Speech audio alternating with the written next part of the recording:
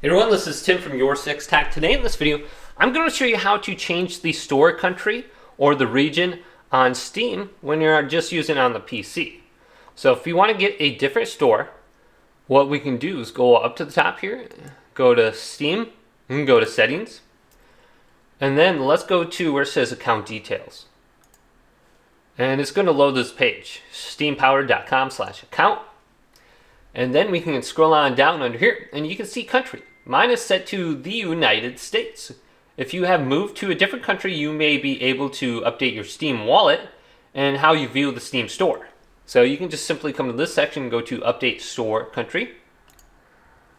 And then you can update it through here. It says your country is part of your Steam account settings. Your country's settings affect what you see in the Steam store. The currency you see in prices and the currency in your wallet. If you have moved to a new country or living abroad for an extended period of time, you can update your Steam country setting when you complete your first purchase using a payment method from that country.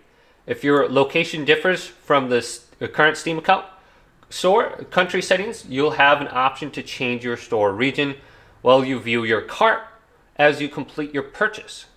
So when you buy something from the new location, just make sure you change the country before you go ahead and complete the purchase.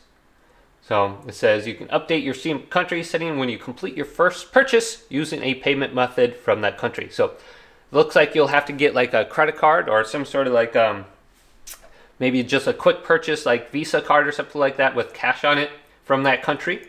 And it should update to that current country then. So just come to the section and read through it, but that seems like how it is. You can't just switch over in here to a new location. But hopefully this video did indeed help you out. If it did, leave it a big thumbs up and subscribe to my channel down below for more tech videos coming up next on YourSixTech.